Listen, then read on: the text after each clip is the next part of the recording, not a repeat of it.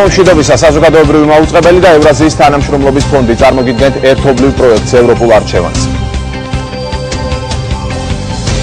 დღევანდელი გადაცემის თემა კვლავ საარჩევნო კოდექსია. დღეს ჩვენ სტუდიაში ხელისუფლება, ოპოზიცია, პარტიები, რომლებიც ხელისუფლებასთან ერთად კოდექსის გაუმჯობესებაზე მუშაობენ და პარტიები, რომლებსაც საწინააღმდეგო მოსაზრებები აქვთ. სადამკვირვებლო ორგანიზაციების დასკვნებით რამდენიმე წუთში დისკუსია ევროპული არჩევანის სტუდიაში. ეთერშია ევროპული არჩევანი. მოგესალმებით ყველას, ჩვენ უკვე მეორე გადაცემა საარჩევნო კოდექსზე ვსაუბრობ. წინა გადაცემაში მთავრობის და არასამთავრობო სექტორის წარმომადგენლებთან ერთად ოპოზიციური ფლანგიდან სტუმრად ყავდა იმ პარტიების წარმომადგენლები, რომლებიც ხელისუფლების შეთავაზებას დათანხმდნენ და საარჩევნო გარემოს გაუმჯობესებაზე მუშაობენ. დღესაც სტუმრად ყავს ხელისუფლება, არასამთავრობო სექტორი და ასევე ოპოზიციის კიდევ ერთი ნაწილი, რომელიც არ დათანხმდა ხელისუფლების ცნობილ შემოთავაზებებს. წარმოგიდგენთ ჩვენ სტუმრებს: ვახტანგ ხმალაძე, რესპუბლიკური პარტიის წევრი, მოგესალმებით; ირაკლი ჩიქოვანი, თავისუფალი დემოკრატების გენერალური მდივანი; ანდრო ალავიძე, საქართველოს პარლამენტის წევრი, ერთიანი ნაციონალური მოძრაობა; თამარ ჩუგოშვილი, ახალგაზრდა იურისტთა ასოციაცია; ნანა ციკოლია, დემოკრატიული პარტია; ეკა ჩაფიჩაძე, დემოკრატიისა და სამართლებრივი განვითარების საზოგადოება; ნინო ლომჯარია, სამართლიანი არჩევნების და დემოკრატიის საერთაშორისო საზოგადოება.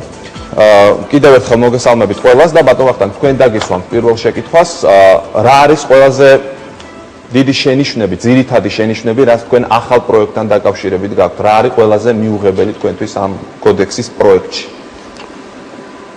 მადლობა მოწვევისთვის. მე ვიტყოდი ასეთ რამეს პირველ წინადადებად ვიტყვი იმას, რომ ნებისმიერი ახალი კანონის მიღება მაშინ არის გამართლებული და მაშინ აქვს აზრი, თუ ამ კანონით უმჯობესდება ის მდგომარეობა, რომელიც ძველი კანონით იყო განსაზღვრული. ანუ უნდა გაუმჯობესდეს და სწორედ ამ თვალსაზრისით უნდა გავაანალიზოთ ახალი საარჩევნო კოდექსის პროექტი. მე მას ასე შევაფასებდი. ახლა ის პრეტენზიები, რომელიც საარჩევნო ზოგადად საარჩევნო გარემოს მიმართ არსებობს ჩვენთან და რომელთა დიდი ნაწილი შეიძლება მოწესრიგდეს სწორედ საარჩევნო კოდექსით, ამ ახალი კოდექსით უმნიშვნელოდ არის გაუმჯობესებული. ამით ის თქვა მინდა, რომ ის არსებითი პრობლემები, რომლებიც შემიძლია ჩამორთვალო რამდენიმე ძირითადი პრობლემა, დარჩა ისევე, როგორც იყო. არის მეორე მხარე, ის რაც კოდექსით იყო მოწესრიგებული და შეიცვალა ახალი პროექტით, ამით გაუმჯობესდა თუ გაუარესდა. მინდა თქვა, რომ ესე იგი, მე დაწვრილებით მთელი კოდექსი არ გამივლია, მაგრამ რაც ვნახე, იქ არის მაქვს მთელი რიგი შენიშვნები. კერძოდ ეს არის თქვათ იქ რაღაცა ცნებათა განმარტებები, რომლებიც გაუარესდა, ანუ გაუარესდა ორაზროვნების თვალსაზრისით. თქვათ იყო უკეთესად და ამჟამად არის უარესი. აი ბატონ ვახტანგ, ძალიან ბევრი ადამიანი გვიყურებს და ჩვენი მაყურებლებიც ბუნებრივია ამ კოდექსს არ ჩაყვებიან და ხუთებად არ წაიკითხავენ. ანუ თქვენი მოსაზრება ამ ხრივა ძალიან საინტერესოა. წინა კოდექსთან, ამჟამად მოქმედ კოდექსთან შედარებით, უარესი კოდექსი გვექნება თქვენი აზრით თუ უკეთესი? აი მოკლედ თუ შეგიძლიათ გითხრათ, შეაფასოთ ეს კოდექსი. მე ვიტყოდი, უკეთესი ვერ იქნება. აი ამის თქმა შემიძლია ზუსტად, რომ უკეთესი ვერ იქნება. გასაგები, ბატონ ირაკლი, თქვენ? მოგესალმებით, მადლობა მოწვევისთვის. პირველ რიგში ვიტყვი იმას, რომ ეს არ არის ახალი კოდექსი. ვინაიდან აქ თვისობრივად ახლებური მიდგომა არ არის დაფიქსირებული და უმთავრესი ის პროცესი, რაც უძღვებდა ამ კოდექსის შემუშავებას. ეს იყო ჩვეული სტილი ნაციონალური მოძრაობის მხრიდან შემოთავაზებული, სადაც ფარულად, მალულად, როგორც პოლიტიკური პარტიებისთვის, არასამთავრობო ორგანიზაციებისთვის და საერთაშორისო ორგანიზაციებისთვის, რომლებიც აქტიურად იყვნენ ჩართული ამ მოლაპარაკების პროცესში თავის დროზე, ცნობილი არ იყო, რომ თუ საერთოდ მუშაობდით ჩვენ ახალ კოდექსზე, უბრალოდ გავიღვიძეთ და ერთხელ გითხრეს, რომ ახალი კოდექსი შექმნა ნაციონალურმა მოძრაობამ. კვლავაც ეს კოდექსი შექმნილია მხოლოდ მათი შეხედულებების გათვალისწინებით და ეს კოდექსი არ პასუხობს იმას, რომ ჩვენ მივიღოთ ნორმალური გაუმჯობესებული, რა თქმა უნდა, შორს ვარ იმას რისგან რომ ნაციონალური მოძრაობის პირობებში ჩვენ გვექნება იდეალური არჩევნები, მაგრამ გაუმჯობესებული საარჩევნო კოდექსი.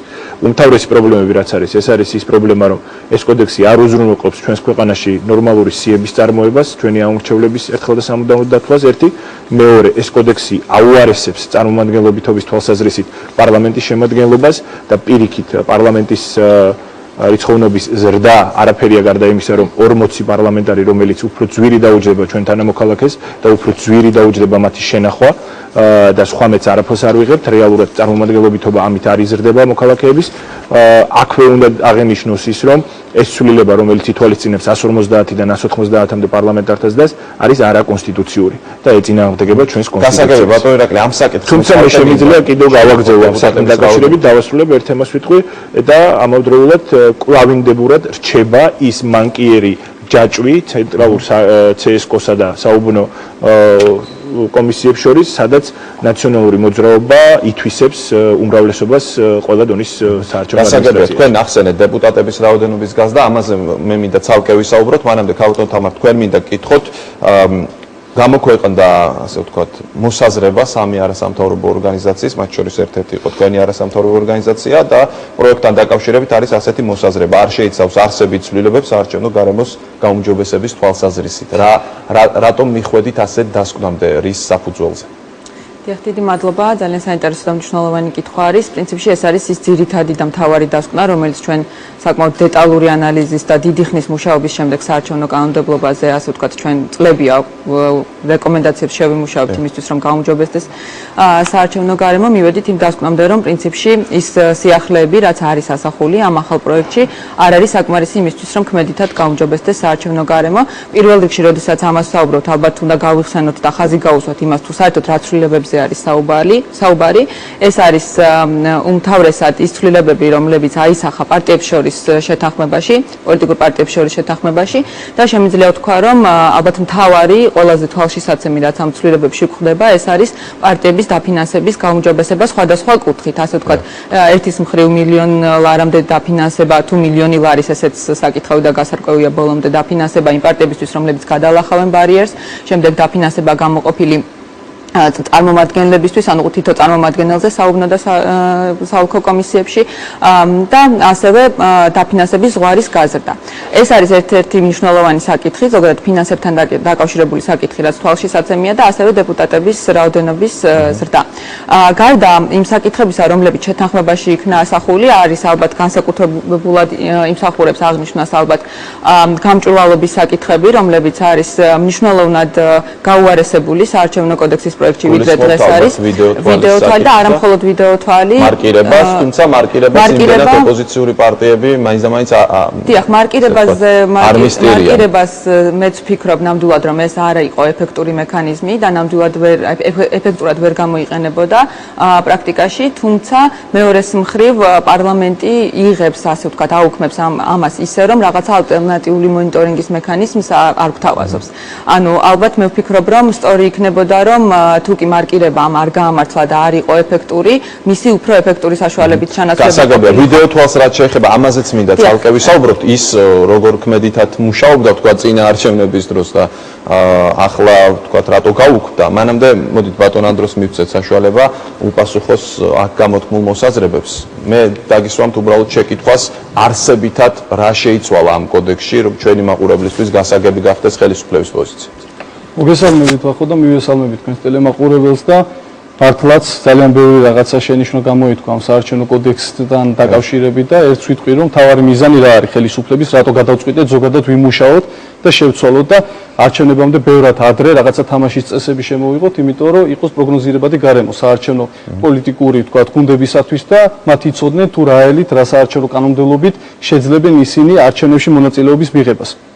ძალიან მნიშვნელოვანია, რა თქმა უნდა, ხელისუფლების მიზანი რა იყო ამ შემთხვევაში, რატომ გადაწყვიტა, რომ ზოგადად იმუშაოს საარჩევნო კოდექსზე, რა თქმა უნდა, მთავარი მიზანი არის, რომ დობა გაიზარდოს საზოგადოების ამ საარჩევნო კოდექსთან მიმართებაში, რადგან მთავარი პრობლემა ყოველთვის საზოგადად პოლიტიკურ სივრცეში არის ნაკლებობის ნაკლებობა საარჩევნო კანონმდებლობის მიმართ. ვინაიდან ხშირ შემთხვევაში ეხლა მე მაგალითად პირდაპირ ჩემი აზრი შემიძლია გითხრათ ამასთან დაკავშირებით, რომ ის კანონმდებლობა რაც აქამდე იყო, სრულიად აკმაყოფილებდა თქვათ ნაციონალური მოძრაობის მოთხოვნებს და იყო დემოკრატიული და ყველა საერთაშორისო ინსტიტუციამ თავის დასკვნებში დაამტკიცა, რომ შეიძლება იყო მცირე რაღაცა ხარვეზები, თუმცა შედეგებზე გავლენა არ მოუხდენია ამას და რეალურად ჩატარდა თავისუფალი და დემოკრატიული არჩევნები, რაც მე ვფიქრობ, რომ ძალიან მნიშვნელოვანია.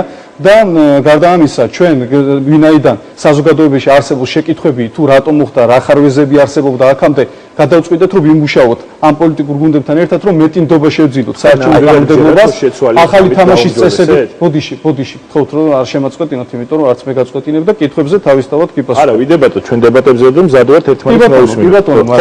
თავარი შეკითხვა ბატონ ანდრო არის ეს ზუსტად რაც მეც დავსვი და ბატონმა ირაკი. რა შეიცვალა ამ საარჩევნო კოდექსში?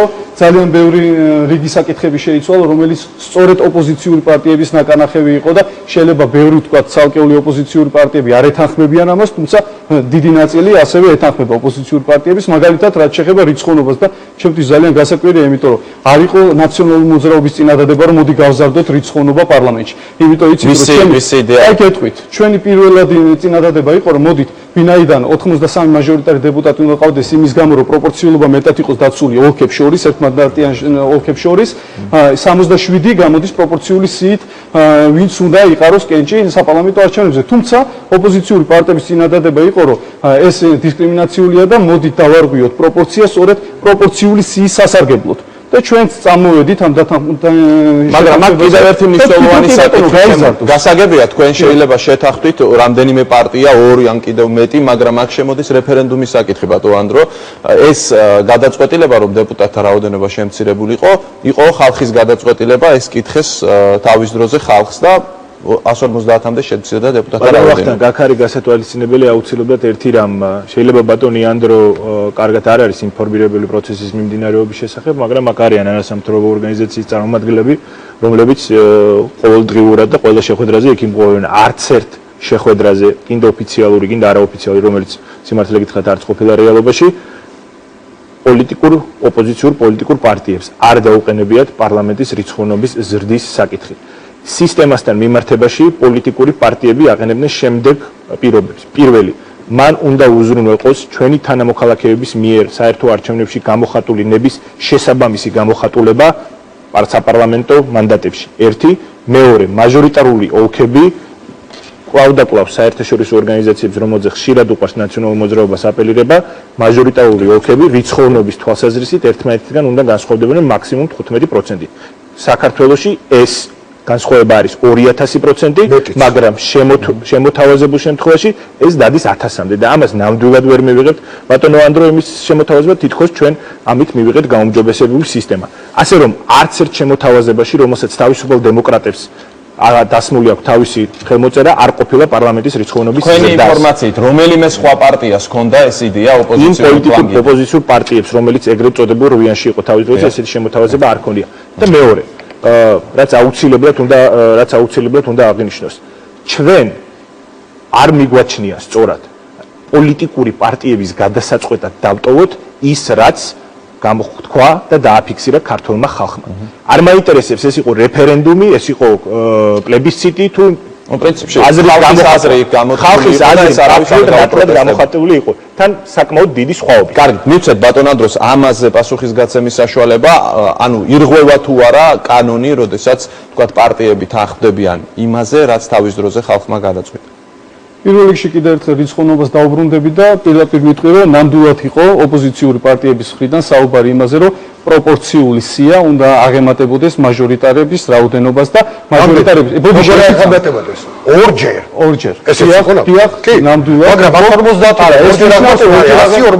ბატონო, აი აქვე მინდა დავაფიქსირო, ესე იგი იყო საუბარი, რომ ორჯერ უნდა აღემატებოდეს მაჟორიტარების ოლქებს, მაგრამ ეს არ ნიშნავს, რომ ბოდიშვილი არ დავასრულე და მე კონკრეტული პირობა, რომ 150-ის ფარგლებში პროპორცია მაჟორიტარებსა და პროპორციული სიით არჩეულ პარლამენტებს შორის უნდა ყოფილიყო 1:2-თან. და საერთოდ ჩვენი შემოთავაზება თავისთავად გულისხმობდა იმას, რომ ჩვენ 150-ის ფარგლებში ეს 75 მაჟორიტარის მანდატი გაგვენაწილებინა 150-ის ფარგლებში. 150 ბატონ ანდროს საიდან გაჩნდა ეს ნიშნავდა ერთმანდატიანი ოლქების, რომელსაც აქ უფლება აირჩიოს მაჟორიტარი დეპუტატი პარლამენტში, მათთვის ჩამოგვერთვა ეს უფლება, გაგვეერთიანებინა ეს ოლქები და შესაბამისად შეგვემცირებინა მაჟორიტარების, ესე იგი, რაოდენობა. ეს ნიშნავდა, რომ ჩამოგვერთვა უფლება იმ ხალხისთვის, ვინც აქამდე ირჩევდა თავის წარმომადგენელს პარლამენტში, ყავდეს წარმომადგენელი, რომელიც რეალურად ცვლილებებსა თუ იმას განახორციელებდა ზუსტად აი ამ საზოგადოების ნაწილის ინტერესებს გაატარებდა პარლამენტში, რომელსაც ის წარმოადგენს. მესმის.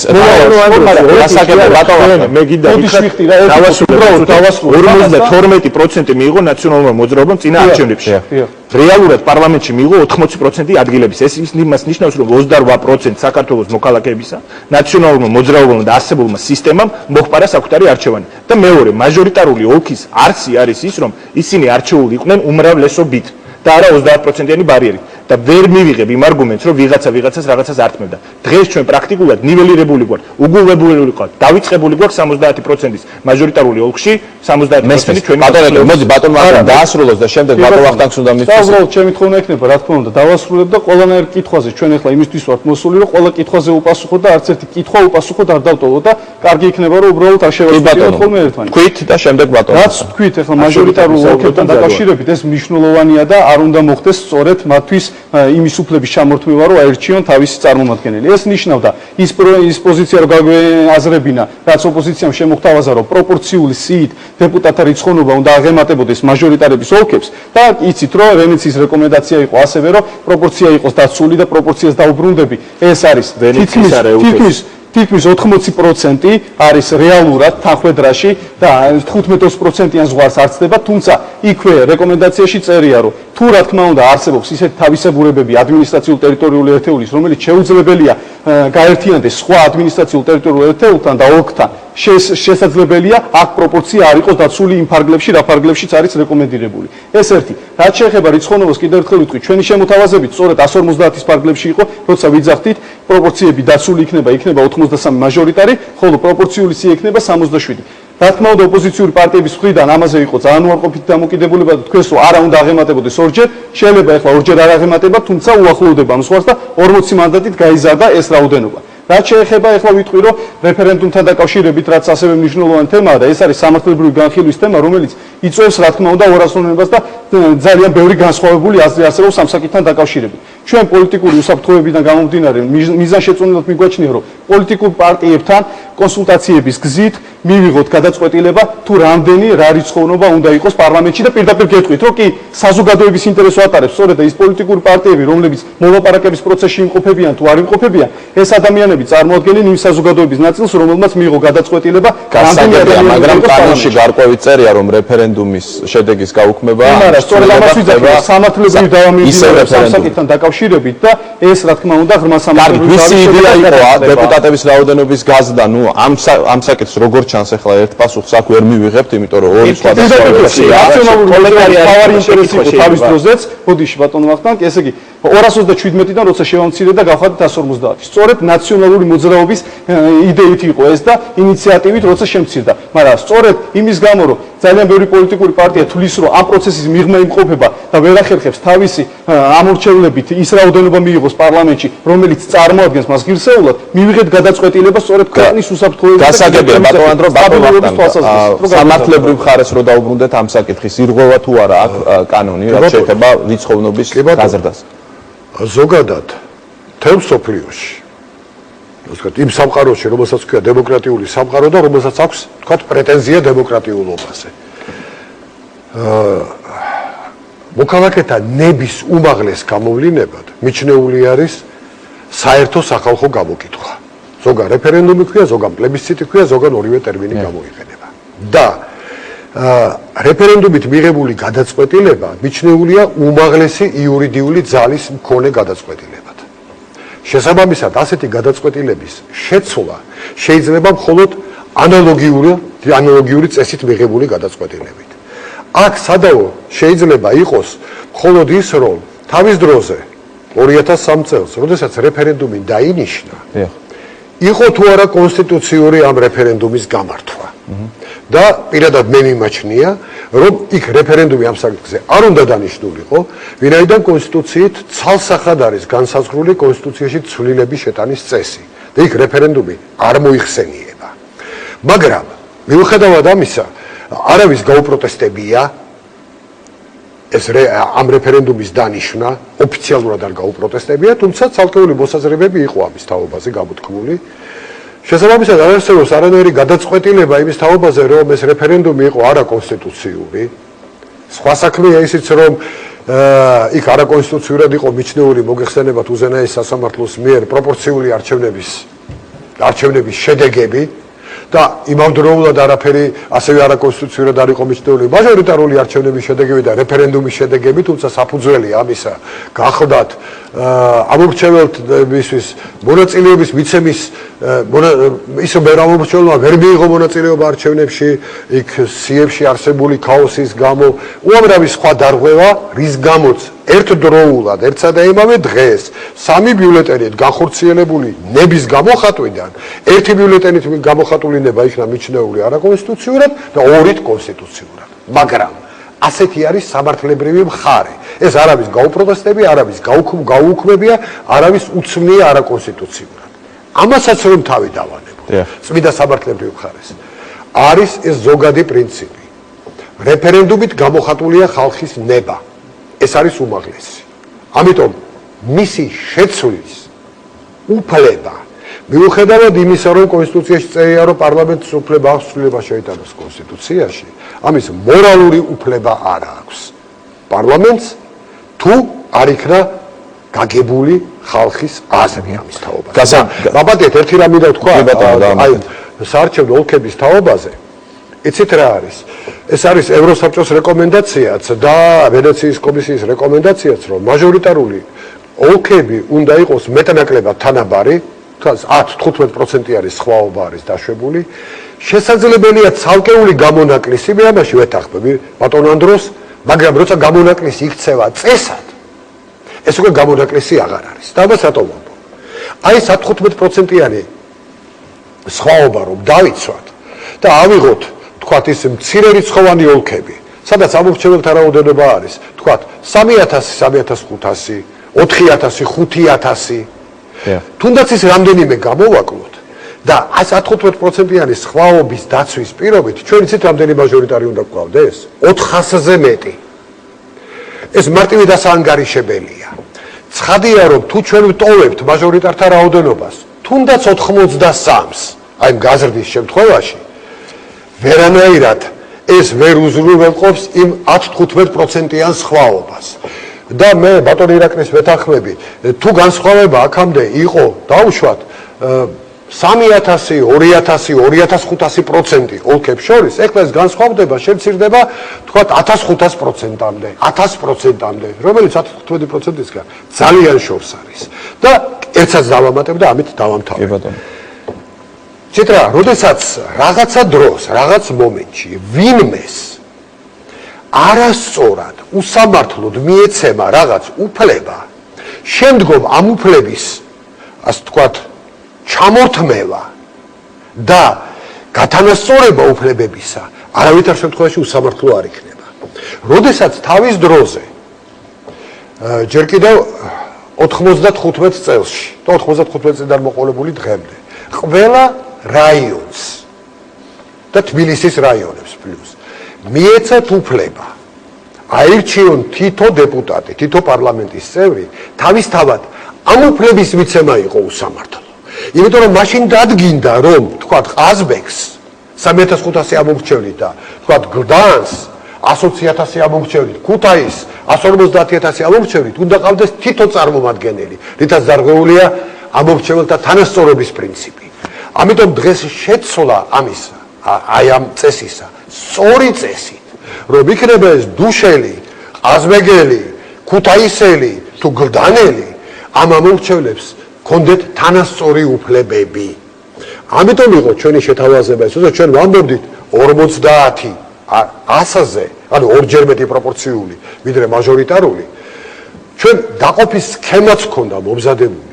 იმ სქემაშიც არსებობდა ის გამონაკლისი. იმიტომ რომ თქვენ როგორც გინდა გააერთიანოთ, თქვათ, რამდენიმე ოლქი, მაგალითად, ონის, ამბროლაურის და თქვათ, ცაგერის რაიონები რომს გააერთიანოთ, მაინც განსხვავება დიდი იქნება მასა და თქვათ სხვა რაიონებს შორის, მაგრამ ასეთი გამონაკლისი სულ რამდენიმე იქნებოდა. ეს მართლაც გამონაკლისი იქნებოდა. თორემ დღეს გამონაკლისი არის წესად ქცეული. ეს უკვე გამონაკლისი აღარ არის. გასაგებია, მესმის, მე მინდა დემოკრატიული პარტიის წარმომადგენელს ვკითხო, თქვენ რა შენიშვნები გაქვთ ამ სამუშაო პროცესთან დაკავშირებით, იმიტომ რომ დაწყებული მის გამჭვირვალობასთან საუბარია, ასევე სხვადასხვა მუხლებთან დაკავშირებით პრობლემებზე. თქვენი პოზიცია როგორია? დიახ, სანამ უშუალოდ კითხვაზე გადავიდოდე, მანამდე ვიტყვი იმას, რომ ბატონო ვახტანგს ვერ დავეთანხმები იმაში, რომ ჩვენ მივიღებთ უარეს კოდექსს, ვიდრე მოქმედი კოდექსი არის.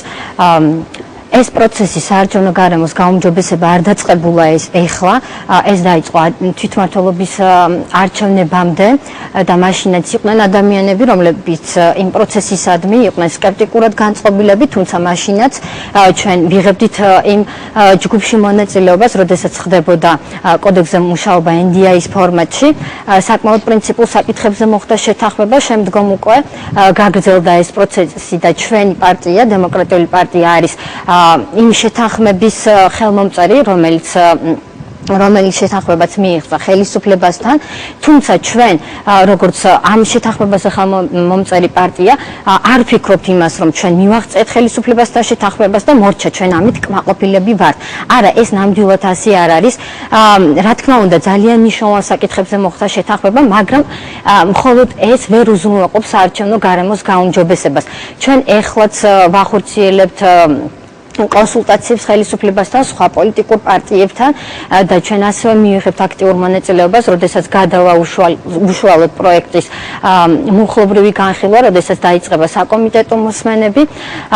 ხოლო რაც შეეხება თქვენს კითხვას, თუ რა შენიშვნები გვაქვს, რა თქმა უნდა, ძალიან მნიშვნელოვანი არის ის, რომ და დღევანდელ რაც აქამდე იყო ის წესი სიების ფორმირებაზე, რა თქმა უნდა უკეთესი იქნება, თუ კი მომავალში კომისია, რომელშიც წარმოადგენილი იქნება როგორც ოპოზიციური პარტიების წარმომადგენლები და ხელისუფლება და ასევე არასამთავრობო ორგანიზაცია, რომელიც მოახსნეს სიის ფორმირებას. რა თქმა უნდა ეს კარგი არის, რა თქმა უნდა მისასალმებელი არის ის, რომ შეიქმნება უწყებათა შორისი კომისია, რომელიც მოახდენს მონიტორინგს ადმინისტრაციული რესურსების გამოყენებაზე, ასევე თუმცა ასეთი კომისია ადრეც იყო. იყო, მაგრამ ეხლა იქნება უფრო სხვა ფუნქციებით დაწესებული ეს კომისია. ასევე მნიშვნელოვანი არის მედია მონიტორინგის ჯგუფი, რომელიც შეიქმნება და ის საკმაოდ მნიშვნელოვან საკითხებზე მოხდა შეთანხმება. თუმცა აღნიშნავ იმას, რომ ეს მხოლოდ ეს ვერ უზრუნველყოფს საარჩევნო გარემოს გაუმჯობესებას. ჩვენი დემოკრატიული პარტიის შენიშვნები მდგომარეობს იმაში, რომ თუ კი ვერ მოხდება წინა საარჩევნო პერიოდში, ანუ იმ სუბიექტებს, რომლებიც მიიღებენ არჩევნებში მონაწილეობას, მათ არ ექნებათ თანაბარი საეთერო დრო. თუ ფინანსები არ იქნება დარეგულირებული კანონმდებლობით. თუ კი ასევე სხვა მნიშვნელოვან საკითხებზე თუ არ მოხდა კანონმდებლობაში დახვეწა, ჩვენ ვერ მივიღებთ გარემოს. მესმის. თუ დაასრულეთ, მე მინდა არასამთავრობო სექტორს ვკითხო, თქვენი აზრით უზრუნველყოფს თუ არა ეს საარჩევნო კოდექსი, ყოველ შემთხვევაში ხელშეუწყობს თუ არა საარჩევნო გარემოს გაუმჯობესებას? მოგახსენებთ, საარჩევნო კანონმდებლობაში არის რამოდენიმე საკითხი, რომლებიც რეალურად ახდენს გავლენას საარჩევნო გარემოზე და არჩევნების დღეზე. ეს არის წინა საარჩევნო კამპანია, ეს არის საარჩევნო სისტემა, ეს არის საჩივრების, განხილვის პროცედურები, სიების შედგენის წესი, გამჭვირვალობა, მონიტორინგი და ასე შემდეგ.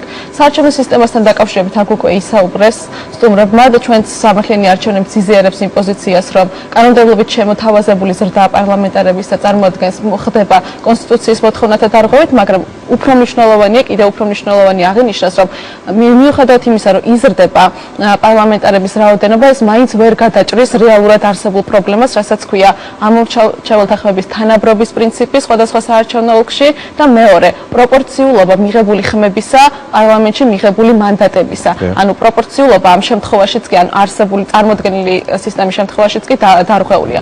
მეორე მნიშვნელოვანი საკითხი ეს არის წინა საარჩევნო გარემო და მისი მარეგულირებელი ნორმები. ფაქტიურად ყველა არასამთავრობო ორგანიზაცია, საერთაშორისო ორგანიზაციები ამ საკითხთან დაკავშირებით იყო ერთსულოვანი, რომ გასული არჩევნების განმავლობაში მასიურად ხდებოდა, ფაქტიურად შეუზღუდავად ხდებოდა საჯარო მოხელეების და პოლიტიკური თანამდებობის პირების მონაწილეობა წინასაარჩევნო კამპანიაში და მეორე, ხდებოდა ადმინისტრაციული რესურსების ფართომასშტაბიანი და ხშირად უკანონო გამოყენება. ამ მიმართულებით ჩვენ ველოდებოდით, რომ იქნებოდა გადადგმული გარკვეული ნაბიჯები, იმიტომ რომ წინასაარჩევნო გარემო ეს არის ფაქტიურად ყველაზე მნიშვნელოვანი პერიოდი, რაც გავლენას ახდენს არჩევნების შედეგებზე. ამ მიმართულებით არათუ უმჯობესდება ვითარება, ანუ იზღუდება თქვათ ადმინისტრაციული რესურსის გამოყენება. არამედ მიხედვით თანამდებობის პირებს იზრდება იმ პირთა წრე, რომლებსაც შეუზღუდავად სრულიად, ანუ უკონტროლოდ შეუძლიათ მიიღონ მონაწილეობა წინასაარჩევნო კამპანიაში კონკრეტული პარტიის სასარგებლოდ. შესაბამისად, ამ მიმართულებითაც ჩვენ ვერ ვხედავთ არათუ გაუმჯობესებას, არამედ უკან გადადგმულ ნაბიჯებს ვხედავთ. რაც შეეხება საარჩევნო სიების ფორმირება, ასევე მნიშვნელოვანი ეტაპია. კოდექსის პროექტით გათვალისწინებულია, რომ უნდა შეიქმნას კომისია, რომელიც შედგება ხელისუფლების, ადგილობრივი არასამთავრობო ორგანიზაციებისა და პოლიტიკური პარტიების წარმომადგენლებისგან, რომლებიც იქნებიან პასუხისმგებლები სიების ფორმირებაზე. სამართლიანი არჩევნები წლების განმავლობაში მუშაობს საარჩევნო სიების საკითხებზე და ჩვენი პოზიცია არის ძალიან მკაფიო ამასთან დაკავშირებით, რომ არასამთავრობო ორგანიზაციები და პოლიტიკური პარტიები არ შეიძლება და ვერ შეძლებენ, რომ იყვნენ პასუხისმგებელნი საარჩევნო სიების ფორმირებაზე. ამისათვის უნდა იყოს მუდმივ მოქმედი ორგანო, რომელსაც აქვს ყველანაირი რესურსი ამისათვის და რომელიც მუდმივ რეჟიმში იმუშავებს ამ საკითხზე. ანუ ამ შემთხვევაში პასუხისმგებლობა არ შეიძლება დაეკისროს და არც უნდა იყოს, ეს არ არის კომპეტენცია არასამთავრობო ორგანოების, რომ იმუშაონ საარჩევნო სიების ფორმირებაზე. თქვენი რეკომენდაცია რომ რეესტრმა ჩვენი რეკომენდაცია ამ შემთხვევაში ალბათ სამოქალაქო რეესტრი დღეს არსებული თქვათ სიტუაციის გათვალისწინებით ყველაზე ესეთ შესაბამისი ორგანოა და შევაჯამებდი, რომ ანუ იმ შემთხვევაში თუ იარსებებს კომისია, ჩვენ ვფიქრობთ, რომ საარჩევნო სიები კვლავ იქნება პრობლემური, რადგანაც ამ კომისიას გასული არჩევნების გათვალისწინებით ესეთ კომისიებს არ შეუძლიათ მოაგვარონ საარჩევნო სიების პრობლემა. გამოთქმის საშუალება შეუწყობს თუ არა ხელს, ეს იყო ჩემი შეკითხვა საარჩევნო გარემოს გამოცდილებისათვის მოგახსენებთ დიდ მადლობას. და რაც შეეხება კითხვას, ამასთან დაკავშირებით გეტყვით, რომ რა თქმა უნდა ეს საარჩევნო კოდექსის პროექტი არის ახალი და ეს არის მხოლოდ პროექტი.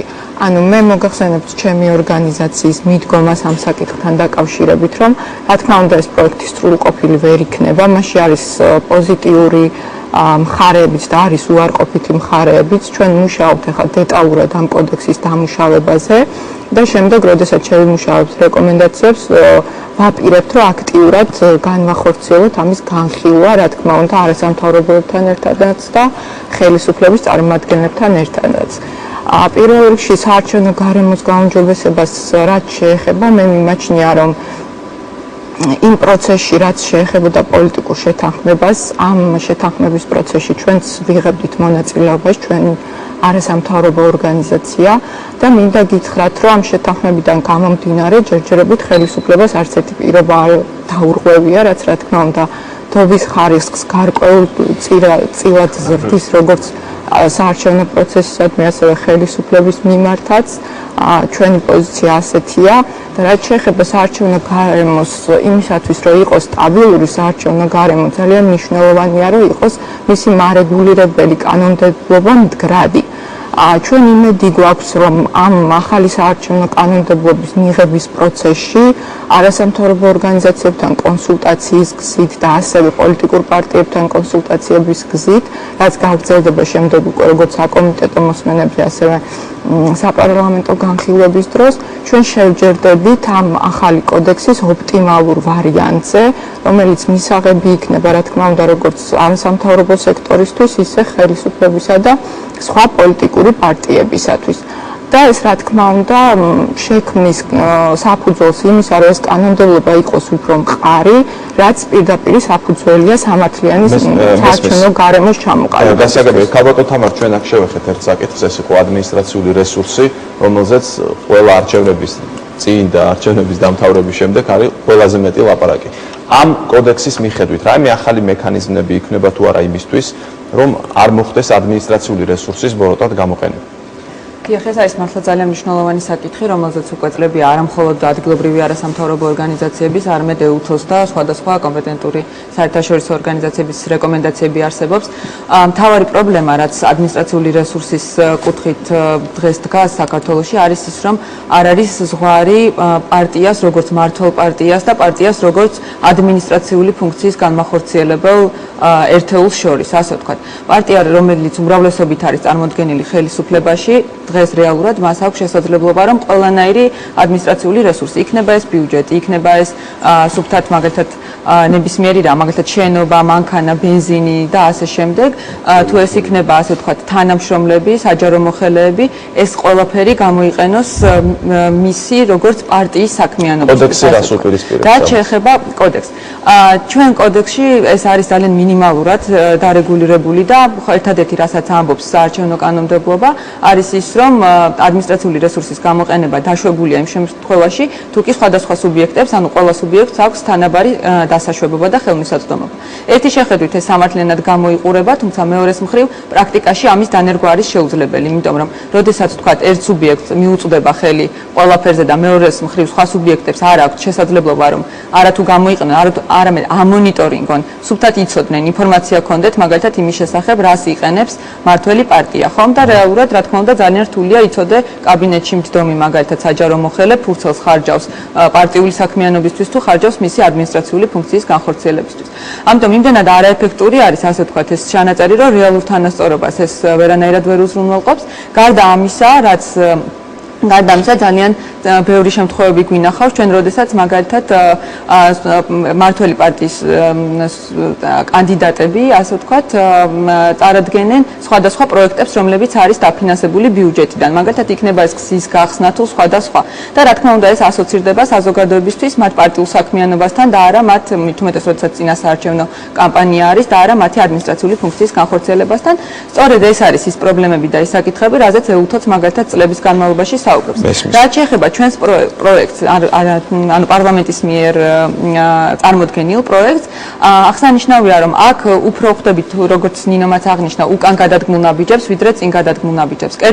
კერძოდ იზრდება იმ სუბიექტების ჩამონათვალი, ვისაც შეუზღუდავად შეუძლია, რომ მონაწილეობა მიიღოს წინასაარჩევნო კამპანიაში, მაშინ, როდესაც რეკომენდაციები არის, რომ პირიქით, ასეთი სია უნდა შემცირდეს, უნდა იყოს დარჩეს მინიმალური, ასე ვთქვათ, და ძალიან ცოტა უნდა იყოს იმ ადამიანების რაოდენობა, ვისაც შეუზღუდავად აქვს შესაძლებლობა მიიღოს გასაგებია ბატონ ანდროს მივცეთ საშუალება გასცეს პასუხი აქ გამოთქმულ პრეტენზიებს თუნდაც ადმინისტრაციულ რესურსთან დაკავშირებით შემდეგ რეკლამა და მეორე ბლოკს დავიწყო. ბევრი საკითხი ითქვა აქ და ბევრი შენიშვნები ასევე სიების ფორმირებასთან დაკავშირებით, სადაც მე გავეცანი დასკვნას ახალგაზრდა იურისტთა ასოციაციის და სადაც ნამდვილად არის ისეთი მოსაზრება, რომ მონიტორინგი აწარმოოს ამ კომისიამ და ეს განახორციელოს სამოქალაქო რეესტრმა. და მე მესმის, როდესაც იძახიან, რომ ეს არის რა თქმა უნდა მთავარი ფუნქცია სამოქალაქო რეესტრის, რომ აწარმოოს სწორი სიები შეადგინოს და ასე შემდეგ. თუმცა აქ დგას პასუხისგებლობის საკითხი, აიღებს თუ არა პოლიტიკური პარტიები აიღებენ თუ არა პასუხისგებლობას პირადად გადაამოწმონ, იმიტომ რომ ნებისმიერ შემთხვევაში ხელისუფლებამ როგორი სიაც არ უნდა მიაწოდოს საზოგადოებას, ყოველთვის პოლიტიკური პარტიები, რომლებიც არ მიიღებენ მონაწილეობას ამ პროცესში, იტყვიან, რომ ეს სიები არ არის ნამდვილი და ეს ამ სიებში არის სერიოზული ხარვესები.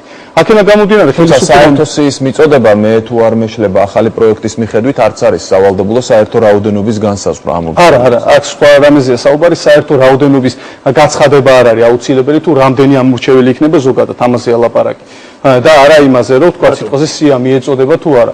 მე საუბრობ იმაზე, რომ სამოქალაქო რეესტრი რა თქმა უნდა ითანამშრომლებს იმ კომისიასთან, რომელიც შედგება და მიაწოდებს ყველა იმ ინფორმაციას, რომელიც ჭირდება და კომისიებში, აი სპეციალურ კომისიაში 1/13, სადაც ხელისუფლებაა წარმოდგენილი, სადაც 1/13 არასამთავრობო სექტორი, ხოლო 1/13 ოპოზიციური პარტიები პირადად აიღებენ პასუხისმგებლობას და აქაც მნიშვნელოვანია ითქვას, რომ ოპოზიციური პარტიებიდან იქნება თავმჯდომარე ამ კომისიის, რომელსაც შემადგენლობიდან აირჩევს კომისია, რომელიც უხელმძღვანელებს იმ პროცესს, რომელსაც ქვია სიების ფორმირების პროცესი, რომელიც ყველაზე სენსიტიური თემაა და ყოველთვის სუსტ წერტილად აღმოჩნდება ხოლმე არჩევნების ბოლოს, არჩევნებში რო წააგებს რამოდენიმე პარტია და სხვა კანდიდატი, იტყვიან, რომ ამორჩეველთა სია ეს ასაგებია, თუმცა მე ჩემს შეკითხვას ისევ დაუბრუნდები, რატომ არ არის სავალდებულო არჩევნებამდე ამორჩეველთა საერთო რაოდენობის გამოცხადება. ამ გადაწყვეტილების მისაღებად რა არგუმენტები არსებობს? ხვდები, გასაგებია არც პირველ რიგში იმიტომ რომ კომისიის სწორედ ეს ფუნქცია იქნება რომ დააზუსტოს ის ამორჩეველთა სია რომელიც რეალურად გვაქვს და საბოლოოდ ეს იმას არნიშნავს რომ მისი საჯაროობა ან არ საჯაროობის საკითხი დგას ნებისმიერ პირს რომელსაც სურვილი აქვს რომ გადაამოწმოს ამ სიაში თუ ამა თუ იმ სიაში არის თუ არა მისი პიროვნება მას თავისუფლად შეეძლება ეს განახორციელოს. მაგრამ რაოდენობის განახორციელებას რა უშლის? საარჩევნო უბნებზე იქნება რა თქმა უნდა გამოკრული სწორედ თუ რამდენი ამორჩეველი იქნება ამა თუ იმ საარჩევნო უბანზე. თუმცა ეს ვალდებულებას ერთმანეთს ამას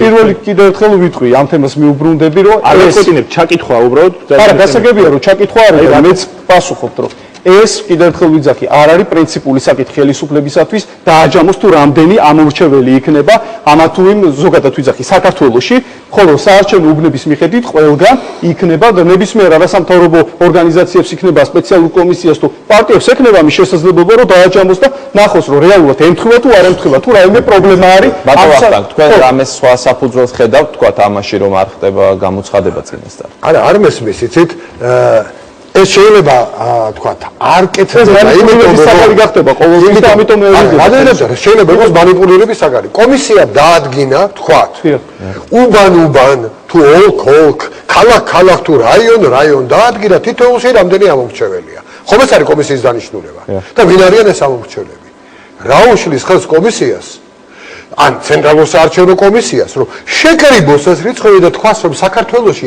ამდენი ამორჩეველია ერთადერთი რაც შემიძლია ვიფიქრო რატომ არ კეთდება ეს რატომ არ წერია ეს ვალდებულება საერთო რაოდენობის გამოცხადებისა რომ შემდგომ ასე ვთქვათ მარტივი არ იყოს თქვენთვისაც ჩემთვისაც ნებისმიერი მსურველისთვის თქვას რომ როგორი იყო ამორჩეველთა აქტიურობის ხარისხი ანუ ამორჩეველთა რამდენმა პროცენტმა მიიღო მონაწილეობა არჩევნებში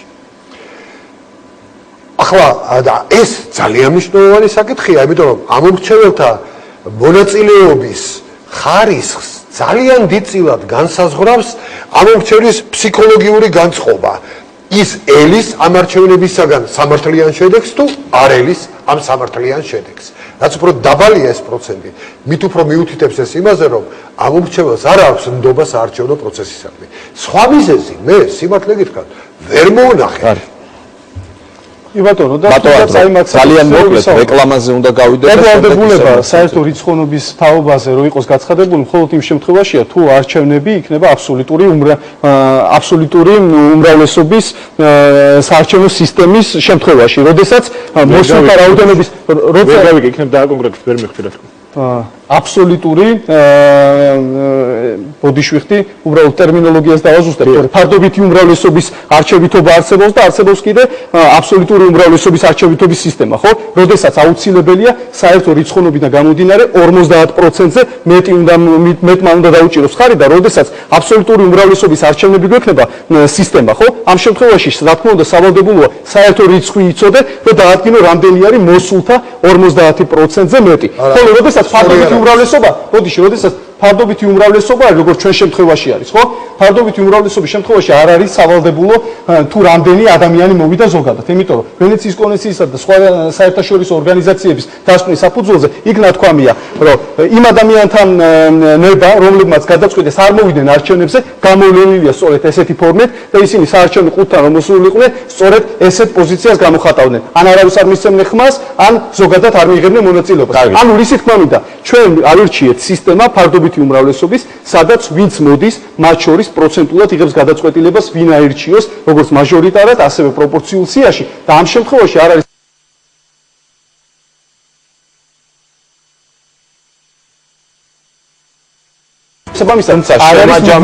შემაჯამებელ ოკში CSKOM აუცილებლად უნდა ჩაწეროს რამდენი ამომრჩეველი. ანუ მე მაინტერესებდა პრინციპი, რატომ არჩევნების წინ ეს არ ხდება და რატო ხდება თქვა შემაჯამებელ ოკში, ხო?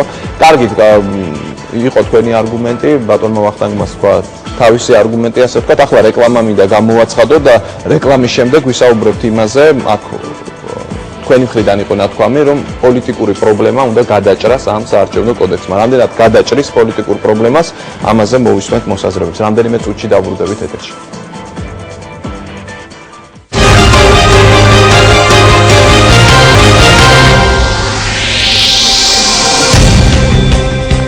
ევროპული არჩევანი კვლავ ეთერშია, ჩვენ ვსაუბრობთ საარჩევნო კოდექსსა და საარჩევნო გარემოზე და შეკითხვა, რომელიც მე დავსვი რეკლამაზე გასვლამდე, გააუმჯობესებს თუ არა, უფრო სწორად მოაგვარებს თუ არა პოლიტიკურ პრობლემას ეს ახალი საარჩევნო კოდექსი. ბატონ ირაკლი, თქვენ მინდა გკითხოთ, იმიტომ რომ თქვენ არ მონაწილეობთ ამ მოლაპარაკებებში, თქვენი პარტია, მაგრამ როგორც ჩანს, ამ ახალი კოდექსით მოგიწევთ არჩევნებში მონაწილეობა. დიახ. მადლობა შეკითხვისთვის. მე ერთ რაღაცას ვიტყვი, არჩევნების საარჩევნო კოდექსი ეს არის თამაშის წესების ერთობლიობა. პოლიტიკური გარემო ეს არის ზოგადად ის გარემო, რომელსაც ხელისუფლება და სამოქალაქო საზოგადოება ქმნის არჩევნებამდე და არჩევნებს შორის პერიოდში. ჩვენთვის ნათელია და როდესაც დავიწყეთ ეს პროცესი, საზოგადოებას ვკაფიოდ და ღიად ვუთხარით, რომ ჩვენ ილუზიებით არ ცხოვრობთ და ჩვენ საარჩევნო გარემოზე ბრძოლას ვაპირებთ ბოლომდე, თუმცა ეს ბრძოლა შესაძლებელია წარმატების გარეშე დასრულდეს, მაგრამ ჩვენ გავაკეთებთ ყველაფერს ამისათვის. ხელისუფლებამ შუავის ჩვეულ წლებში მიმდინარეობაში იმ პერიოდში, რა პერიოდში ჩვენ დავჯექით და ვსაუბრობდით, დაიწყო საუბარი ულტიმატუმების ენებით. ეს პირველ რიგში იწყებოდა მაშინ, როდესაც ამ მმართველი პარტიის თავმჯდომარე პრეზიდენტი სააკაშვილი გამოვიდა და უთხრა, რომ აუცილებლად უნდა ყავდეს მაჟორიტარი ამდენი. ეს არის ულტიმატუმები და ეს არის პრობლემა იმ პოლიტიკური პროცესისა, რა პოლიტიკური პროცესი დღეს ჩვენს ქვეყანაში არსებობს. ეს არის თავისთავად პრობლემა, იმიტომ რომ დღეს ყველაფერი დამოკიდებული არის ერთ ადამიანზე. ეს არის მთლიანი პრობლემა. მეორე საკითხი, არავითარ შემთხვევაში ვერ გავითვალისწინებ იმ არგუმენტებს, რა არგუმენტებიც იქნა მოყვანილი აქ წარმოადგენელი საზოგადოების მიერ, რომ თითქოს ეს არის წინ გადადგმული ნაბიჯი. ეს არ არის ნამდვილად წინ გადადგმული ნაბიჯი და ამაში მე დავესახებ არასამთავრობო ორგანიზაციებს, რომელთაც საკუთარი დასკვნა დადგეს საკმაოდ დეტალური და მაშინ, როდესაც არ შეუძლია ადამიანებს თქვან კონკრეტულად თუ რაზე ვსაუბრობთ, მე არ ვიცი თუ რის საფუძველზე ამბობენ, რომ ეს უჯებესდება. როდესაც ვსაუბრობთ კომისიაზე. კოდექსში არ წერია ამ კომისიის ფუნქციები, კოდექსში არ წერია ამ კომისიის გადაწყვეტილების მიღების წესი, კოდექსში არ წერია ამ კომისიის რაღაცა ადმინისტრაციული მოწყობა და ასე შემდეგ და ასე შემდეგ. ეს კვლავაც დამოკიდებულია ერთ ადამიანზე, ბატონ პრეზიდენტზე, მიხეილ სააკაშვილზე და მე ეჭვმეპარება იმაში, რომ მას მოუვიდეს ნათება და ეს კომისიის ფუნქცია მოვალეობები გაიწეროს ისე, რომ ჩვენ მივიღოთ ნორმალური საარჩევნო სია. პრობლემა ის არის, რომ ქვეყანაში უნდა არსებობდეს ერთი პასუხისგებელი საარჩევნო სიებზე და ეს უნდა იყოს ნათელი, რომ ეს ადამიანი არის საზოგადოების წინაშე და კანონის წინაშე, რაც თავარია პასუხისგებელი საარჩევნო სიების სისწორეზე. საარჩევნო სიების თემა ციფრების გამოქვეყნებით საერთოდ იმის თუ არ გამოყენებით არ სწორდება. სწორდება იმით, რომ სწორი მიდგომა დაინერგოს. ჩვენ თავაზობდით ამ ხელისუფლებას, რომ სწორი მიდგომა დანერგილიყო, მაგრამ მათ გადაწყვიტეს კვლავაც ფუჭად გადაყარონ ფული იმაში, რომ დააფინანსონ ეს კომისია და ნუ დაგავიწყდებათ, რომ ეს კომისია ისევ და ისევ დაფინანსდება ბიუჯეტიდან და ჩვენი და თქვენი ფულიდან და თქვენი მაყურებლის ფულიდან და საწავო არავინ არ იცის. ზუსტად ანალოგიურად დავხარჯეთ ფული ადგილობრივი თვითმმართველობის არჩევნების დროს და როდესაც ჩვენ მაშინ ვჟეიმობდით 150 წლის იუბილეას ქალბატონ ნინო რამიშვილი იყო საარჩევნო სიაში. ეს არის იმ დახარჯული ფულის შედეგი. ესე გააგრძელებს ეს კომისია. მე უბრალოდ ეჭვმეპარება და არ ვიცი არასამთავრობო ორგანიზაციები რა პოზიციას დაიჭერენ ამასთან, მაგრამ როდესაც კომისია თავისთავად თავისი არსით არის სათათბირო ორგანო, არ არის გადამწყვეტ აღმასრულებელი ორგანო. ეს აღმასრულებელი ორგანო როგორ აიღებს ერთობლივ პასუხისმგებლობას საარჩევნო სიებში? პოლიტიკური თვალსაზრისით ფაქტია, ხო? დიახ.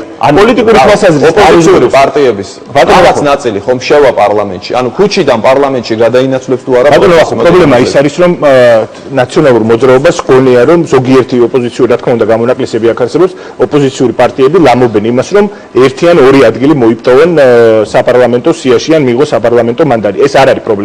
თავარი პრობლემა, რასაც ჩვენ ვამბობთ, არის ის, რომ დღეს ეს სისტემა საქართველოს მოქალაქეებს პარავს 30%.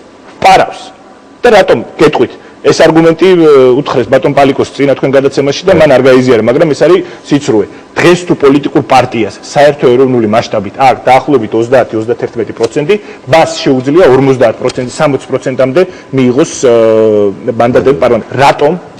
რატომ უნდა კონდეს ნაციონალური მოძრაობა და როდესაც ნაციონალური მოძრაობა მე მესაუბრება პოლიტიკურ უსაფრთხოებაზე და აქ ახსენა ბატონო მანდრო რა პოლიტიკურ უსაფრთხოებაზე უნდა მელაპარაკოს ნაციონალური მოძრაობა ეს არის ნაციონალური მოძრაობის პოლიტიკური უსაფრთხოება და თუ ის მათ აქვთ იმის არგუმენტი რომ ისინი გამოხატავენ ჩვენი საზოგადოების ნებას გამოიტანონ სამსჯავროზე ჩავატაროთ რეფერენდუმი და ვკითხოთ ქართველებს სჭირდება თუ არა მას დამატებით ასეთი იყო დამატებით 40 პარლამენტარი რომელიც 4 წლის ვადაში დაუჯდება 20 მილიონზე მეტი სჭირდება ეს მაშინ როდესაც ქვეყანაში 1.800.000-ზე უფრო მეტი სიმღერის დასაგებად ბატონო ამ კოდექსით მონაწილეობდნენ ოპოზიციური პარტიები წინა არჩევნებში ამ კოდექსითაც წინა კოდექსითაც წინა საარჩევნო კანონებითაც აბა რა უნდა ამ შემთხვევაში როდესაც ხდება დისტანცირება თქვათ გარკვეული პარტიების მოლაპარაკებისგან და აი შეთანხმება რაზეც არის ხო რას აძლევს იმ ოპოზიციურ პარტიებს რომლებიც დისტანცირებას ახდენენ აქ კითხვა უნდა დავსვათ ცოტა სხვაგვარად რას მისცემს ამ ოპოზიციურ პარტიებს თუ კი ისინი მონაწილეობას მიიღებდნენ მოლაპარაკებაში ეს ოპოზიციური პარტიები მათ შორის რესპუბლიკური პარტია თავისუფალი დემოკრატები და სხვები მონაწილეობდით ამ მოლაპარაკებაში რომელიც გასული წლის ნოემბერში დაიწყო და გაგრძელდა მაისის ბოლომდე და რა მივიღეთ იქიდან არაფერი მოლაპარაკებების შემთხვევაში ბატონო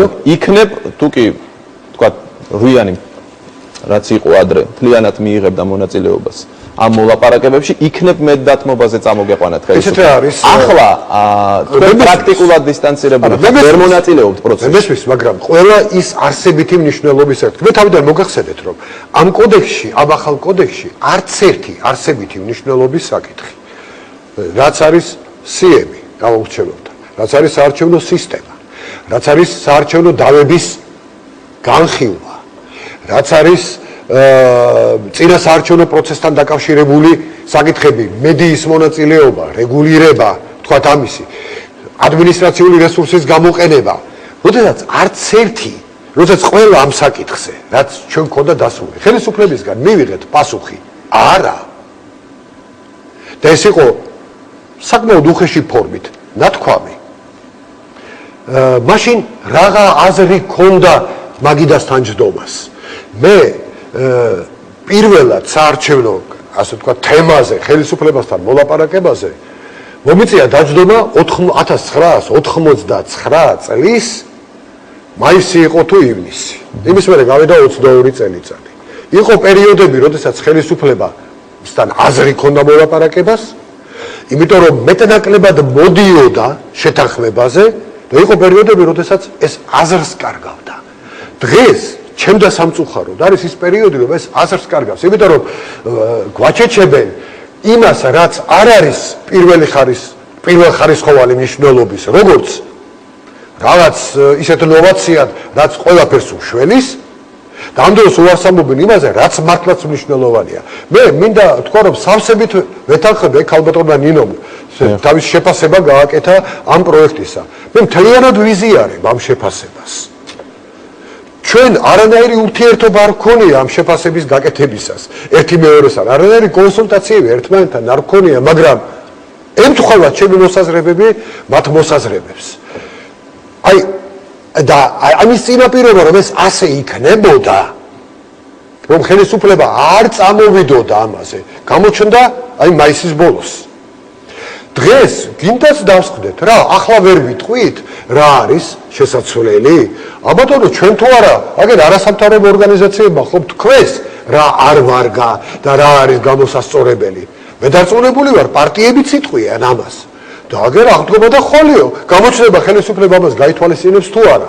მე ძალიან ეჭვებარება, რომ გაითვალისწინოს და თუ კი გაითვალისწინებს, ძალიან მოხარული დავრჩები და ვიტყვი რომ ჩემი ეჭვები უსაფუძვლო აღმოჩნდა. ბატონო, ახლა ერთი ბოდიში უკაცრავად აუცილებლად კომენტარი უნდა გავაკეთო. რაში უნდა მიგვეღო მონაწილეობა ჩვენ ოპოზიციურ პოლიტიკურ პარტიებში, ამ შემთხვევაში თავისუფალ დემოკრატებზე ვსაუბრობ. მაშინ, როდესაც ხელისუფლებამ 8 თვიანი მოლაპარაკების შემდეგ გამოვიდა ულტიმატუმით. უთხრა, ან ამას ხელს მოაწერთ პოლიტიკურ პარტიებს, ან ფულს არ მიიღებთ. ამისთვის მე არ შევსულვარ ამ მოლაპარაკებაში. ამისთვის ჩვენ თავისუფალ დემოკრატებს არ დაგვიწვია ეს ფულის ფაქტორი იყო გადამწყვეტი.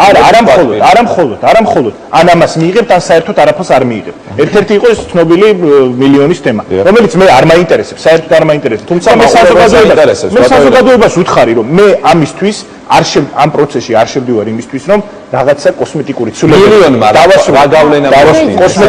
კოსმეტიკური ცვლილებები მივიღო, მაგრამ ბოლომდე მივალ. და მეორე, როგორ გაგრძელდა ეს პროცესი?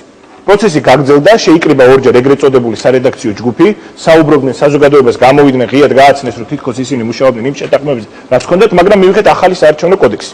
ამის შესახებ კიდევ ერთხელ გავიმეორებ, არც ერთმა სადამკვირვებლო ორგანიზაციამ. აი ამ დადგმაში ჩვენ არ მივიღეთ მონაწილეობა და შევასრულეთ ჩვენი პირება საზოგადოების. მიპასუხებთ, მაგრამ მილიონთან დაკავშირებით. შემთხვევითი ხომ არ არის ეს ჩანაწერი? გაჩნდა და მაყურებელსაც აინტერესებს, რა გავლენა მოახდინა ამ მილიონის. ვიღაცისთვის უფრო მეტი, ვიღაცისთვის უფრო ნაკლები, ჩვენზე არავით არ. ეს პასუხი შემიძლია გაქცეთ. ეხლა მინდა კიდევ ერთი რაღაცა ვთქვა, მაგრამ ერთი რაღაცა ყველამ კარგად უნდა იცოდეს. 2012 წლის არჩევნები ეს არის გზაჯვარედინი საქართველოსთვის. და ყველას კარგად გვესმის ჩვენ პოლიტიკურ ოპოზიციურ პარტიებს თუ რაოდენ მნიშვნელოვანი იქნება ეს არჩევნები. ან ამ არჩევნებში რეალურად დარჩება ქვეყანაში პოლიტიკური მოლაპარაკებების გზებით ჩვენ ქვეყანაში საკითხების და საჭიროებითი საკითხების გადაწყვეტის საშუალება, ან ელემენტარულად ჩვენ მივიღებთ რევოლუციურ არჩევნებს. არ შეიძლება ერთხელ და სამუდამოდ ყველა ხელისუფალი უნდა მიხვდეს, რომ გასაგებული არჩევნები მას არ გაუვა. მადლობთ, იწურება ჩვენი დრო. ძალიან მოკლედ თუ შეიძლება. ბატონო ირაკლი, ჩვენ ვართ პოლიტიკური პარტია, რომელმაც მოაწერა იმ შეთანხმებას ხელი, თქვენ როგორ ფიქრობთ, ჩვენ მივიღეთ ფული, ჩვენმა პოლიტიკურმა პარტიამ მიიღო ფული? ეგ მაგას თქვენ უნდა მიპასუხოთ, მე ეგ კოდექსში ჩანაწერზე იყო საუბარი. თქვენ თქვით, რომ თქვენ თქვით, იმიტომ უარი ხელმოწერაზე, რომ ხელისუფლებამ თქვენ შემოგთავაზეთ ფული. არა, გენეცვალე. იმიტომ რომ არც ერთი არსებით საკითხი არ იყო და შემოთავაზება იყო შანტაჟი, ან ამას ხელს მოაწერთ, ან ამას არ გააკეთებთ. ამას ხელს მოაწერთ, ან თუ არა და ფულს ვერ მიიღებთ. თქვენ ეს თქვით და არა, ცოტა სხვანაირად ითქვა, რომ გავლენა მოახდინა ამ შემთხვევაში მეტად ზოგზე ნაკლები. შეიძლება ულტიმატუმს გასაოცარი რამე ითქვა აქ, რომ ულტიმატუმი თითქოს ხელისუფლება მოვიდა და თქვა, რომ ამას ან მოაწერთ ხელს, ან საერთოდ არ ვილაპარაკებთ. როდესაც თვითონ ხელისუფლებამ გამოთქვა სურვილი, რომ ვილაპარაკოთ საარჩევნო კოდექსზე, რომ მეტი ნდობა შევძინოთ. საერთოდ რაღაც ვადები იყო დადგენილი ამ შეთანხმებაში. ულტიმატუმის თქმა, მხოლოდ ბატონო, უკაცრავად რა, ვიტყვი შედავს. არასკევ დღეს ხელისუფლებამ ასე ვთქვათ, გამოაქვეყნა და გადმოგვცა ყველას ის, რომ ჩვენ თანახმავართ გაკეთდეს ეს და ეს. მათ შორის იყო პარტიებისთვის, ვინც გადალახავს 5%-იან ზღურბლს, 1 მილიონის გამოყოფა აი საარჩევნო ხარჯების ასანაზღაურებლად, ანუ შემდგომ უკვე შედეგების მიხედვით. მეორე იყო ამორჩეველთა სიების შემოწმებაში პარტიების წარმომადგენლების ჩასვა, ამ კომისიის ჩასვა და ამისათვის ფულის გამოყოფა. და შემდეგ ეწერა, რომ ოღონდ ამ პირობებს, აი ამ თანხას კომისიებში და ამ 1 მილიონს მიიღებენ მხოლოდ ის პარტიები, რომლებიც ორშაბათს 6 საათამდე ხელს მოაწერენ ამ შეთანხმებას. თუმცა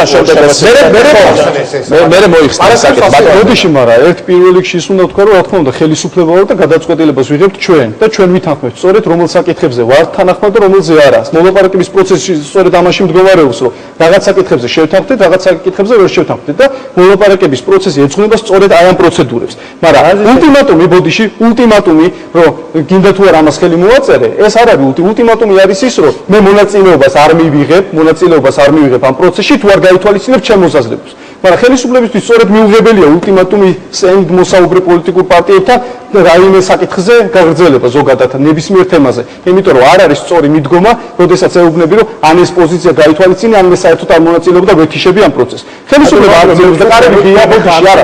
არასწორი ინფორმაცია ჩვენ ვაგრძელებთ მოლაპარაკების პროცესს, პავლე კუბლაშვილი უნდა იქცა, რომელიც უშუალოდ მონაწილეობდა ოპოზიციური პოლიტიკის პროცესში. არც ერთი არ უნდა გაითვალისწინოთ ჩვენი და დანარჩენს არ მიიღებს. შეიძლება თქვენი პარტიის რომელიც ამოდიოდა და ამბობდა იქნება მივცეთ საშუალება დაასრულოს თავისი გისმინეთ ბოლომდე მიუხედავად იმისა სამწუხაროდ ბევრი კრიტიკული ისეთი მოვისმინეთ და უსამართლო რომელიც ჩემთვის შეგიძლიათ გასცეთ პასუხი ყველაფერს. თქვენ არ იყავით ძალიან მოკლედ ბატონი პავლე გახსოვდათ წინა გადაცემაში რომელმაც დაწვრილებით ისაუბრა ყველა თემაზე და თქვა რომ პირველ რიგში ვტოვებთ ღია კარს მოლაპარაკების კარს სადაც ჩვენ ყველა მრავალი საკითხი გვაქვს რომელზეც გსურს რომ მოვილაპარაკოთ გარდა იმ საკითხებისა რომელიც უკვე შეთანხმებულია პოლიტიკური ნაწილთან რომელთანაც მოეწერა ხელი ხოლო დანარჩენი სხვა საკითხები არასამთავრობო სექტორთან იქნება თუ სხვა ოპოზიციურ პარტიებთან პოლიტიკურ გუნდთან ჩვენ რა თქმა უნდა ღია გვაქვს კარი და შეგვიძლია ნებისმიერ დროს ვისაუბროთ ეს საკითხი პირველ ბლოკში შემდეგ მე გადავაკეთე ასე ვთქვათ შეკითხვათ მოაგვარებს თუ არა პოლიტიკურ პრობლემას ეს რაოდენობის და ეს საარჩევნო კოდექსი მაშინ როდესაც რიგი პარტიების არიან დისტანცირებული მთელი ამ პროცესისგან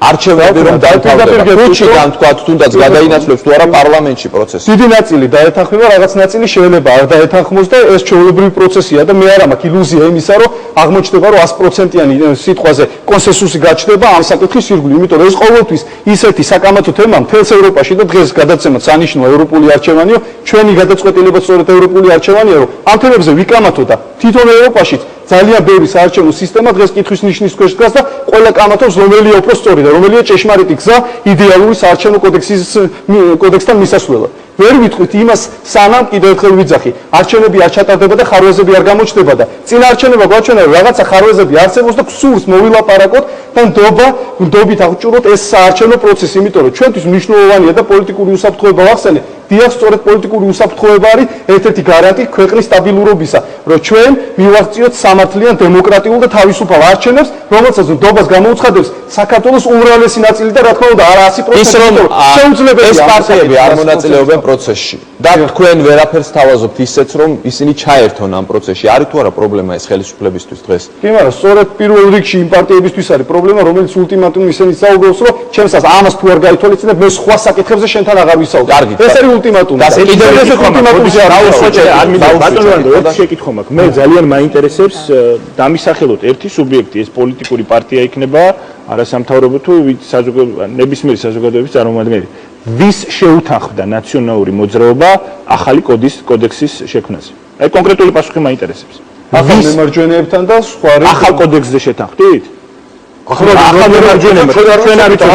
კოდექსთან დაკავშირებით მე ვთქვი არის ნაწილი რომელიც პოლიტიკური შეთანხმებების საგანია ხოლო სიახლეები რომელიც ვენეციის კომისიის დასკვნების შემდეგ გახდა ცნობილი ხოლო სხვა დანარჩენი საკითხები არის ღია რომელზეც მოლაპარაკებას ვაგრძელებ წინა გადაცემაში ბატონმა პავლემ ძალიან დეტალურად ახსნა თუ რაზეა საუბარი ის დარჩენილი ნაწილი რომელიც სიახლე აღმოჩნდა სხვა პოლიტიკური პარტიებისათვის ჩვენ ვთქვით რომ ჩვენ რა თქმა უნდა ამ განხილვებს გავაგრძელებთ პარლამენტში თუმცა მანამდე რა თქმა უნდა ყველა იმ პოლიტიკურ გუნდთან პოლიტიკურ პარტიასთან გავაგრძელებთ კონსულტაციას და ამის შედეგად მივიღებთ გადაწყვეტილებას არასამთავრობო სექტორს მინდა ვკითხო მთლიანად ეს პროცესი რამდენად იყო გამჭვირვალე როგორ დაიწერა რა ვითარებაში სად და რამდენ ხანში ეს ახალი პროექტი ქაბატონ თამარ და შემდეგ თქვენ მოგეცემთ ჩვენ მთლიანად ჩართული ვიყავით ყველა იმ პროცესში რომელიც მიმდინარეობდა ბოლო პერიოდში დაწლებული 8 პარტიის ფორმატში ჩვენ ვაკვირდებოდით ამ პროცესს შემდეგ უკვე როდესაც შეიქმნა ტექნიკური ჯგუფი რომელიც შეთანხმებას გარდაქმნიდა ასე ვთქვათ მუხლებად ჩვენ თითქმის ანუ შემიძლია ვთქვა რომ არც ერთი შეხვედრა არ გამოგვიტოვებია და ყველგან ასე ვთქვათ პირნათლად ჩვენი დამკვირვებლის მოვალეობას ამ კოდექსის შექმნის თუმცა არანაირი ინფორმაცია თვითონ პროექტი რომ იწერებოდა მთლიანი კოდექსის პროექტი ახალი პროექტი არანაირი ინფორმაცია ამის შესახებ არ ქონია ისევე როგორც არ ქონია საზოგადოების სხვა ნაწილს და ყველამ ერთ დღეს საინფორმაციო საშუალებების მეშვეობით გავიგეთ ის ფაქტი რომ დაწერილი იყო ახალი კოდექსი მიუხედავად იმისა რომ ინტერესი ამ საკითხის მიმართ იყო ძალიან მაღალი მიუხედავად იმისა რომ ჩვენ გვქონდა გამოხატული ნება და ვაკვირდებოდით იმ პროცესს სადაც კი შესაძლებლობა გქონდა რომ დავკვირვებოდით და არა მხოლოდ ვაკვირდებოდით არამედ ვამზადებდით ჩვენს რეკომენდაციებს და ვაწვდით დაინტერესებულ სუბიექტებს ჩვენს რეკომენდაციებს და კიდევ როდესაც პროცესებს საუბრობთ ალბათ ძალიან მნიშვნელოვანი არის ის რაც CIEP-ს უკავშირდება და CIEP-თან დაკავშირებული კომისია CIEP-ის დამდგენი კომისია ეგრეთ წოდებული აქ როგორც ცნობილია მოიაზრება ამ CIEP-ში 1/3 უნდა იყოს არასამთავრობო ორგანიზაციების წარმომადგენელი და პირველ რიგში სწორედ ჩვენ მოვიაზრებოდით ანუ ახალგაზრდათა ასოციაცია სამართლიანი არჩევნების სხვა ორგანიზაციები რომლებიც მანამდე ვაკვირდებოდით ამ საარჩევნო გარემოსზე ასე ვთქვათ დისკუსიებს სხვა სხვადასხვა ფორმატში. მაგრამ ისე შეიქმნა ეს პროექტი, ასე ვთქვათ, ისე მოხდა შეთანხმება პარტიებს შორის, რომ ასე ვთქვათ, ჩვენი აზრის გაზიარება იმასთან მიმართებით სწორად მიგვაჩნდა თუ არა საერთოდ ასეთ ფორმატში, ასეთ კომისიაში მონაწილეობა არასამთავრობო ორგანიზაციების არ ყოფილა. თავიდან შეთანხმება იყო, ასე ვთქვათ, და შეთანხმებაში ასეც წერია, რომ გარკვეული მონიტორინგის ფუნქცია უნდა ქონოდა კომისიას, თუმცა გზაში ტრანსფორმირდა ამ კომისიის დანიშნულება და ის გახდა სიების დამდგენი, რაც ნიშნავს იმას, რომ განა მონიტორინგს უწევს სიების ისტორიებს, არამედ მთლიანად იღებს პასუხისმგებლობას სიებზე და თავად ადგენს სიებს. რა თქმა უნდა, მონიტორინგის ფუნქციაში ჩვენ თავს ვხედავდით, მაგრამ სიების დადგენაში წარმოუდგენელია დაინახო არასამთავრობო ორგანიზაციის ფუნქცია, ან თუნდაც პარტიების ფუნქცია, ამაზე სახელმწიფო უნდა იყოს სრულად პასუხისმგებელი. უბრალოდ აქ ამის შევაჯამეთ ძალიან ერთი წინადადებით, იმის თქმა მინდა, რომ მიუხედავად იმისა, რომ კომისიის ნაწილად ჩვენ მოვიაზრებოდით, ამაშიც კი არ გქონდა არანაირი შესაძლებლობა, რომ ყოფილიყავით ჩართული და ეს კანონი, როდესაც პარლამენტში იხილებოდა პროექტი, უფრო სწორად ზუსტად როდესაც ჩვენ მივიღეთ პროექტი, მეორე დღეს ორი მოსმენით იყო მიღებული. შეუძლებელი იყო აბსოლუტურად ამ პროცესში მონაწილეობა და რა თქმა უნდა, ჯერჯერობით, ასე ვთქვათ, მიმდინარეობა პროცესის არანაირად ჩართულობაზე მომართული არ ყოფილა. იმედი მაქვს, რომ სხვანაირად გაგრძელდება.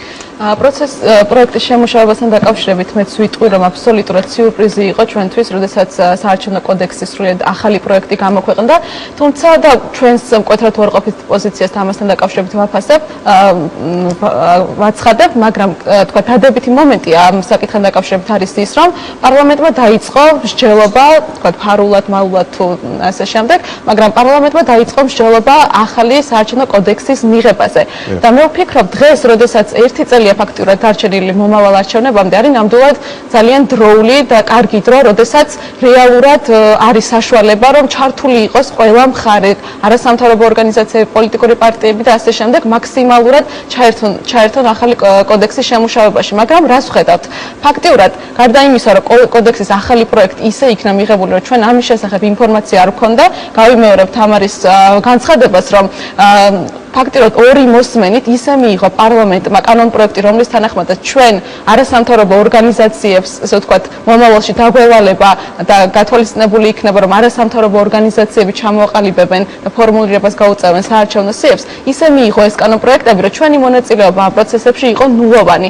ამიტომ, როდესაც მართველი პარტიის წარმომადგენლები აცხადებენ, რომ ისინი მზად არიან, რომ ჩართონ ამ პროცესებში არასამთავრობო ორგანიზაციის წარმომადგენლები და ღია დისკუსიები წარმართოს ამის შესახებ, ჩვენ რა თქმა უნდა თავისთავად მზად ვართ, არა მარტო მზად ვართ, არამედ გვაქვს კონკრეტული რეკომენდაციები და პოზიციები ამ საკითხთან დაკავშირებით, თუმცა დღევანდელ დღემდე რეალური ჩართულობა ჩვენი ამ პროცესებში ნამდვილად ვერ დავადასტურებ, პირიქით, აბსოლუტურად ჩვენს გარეშე ხდება ცვლილებების შემუშავება.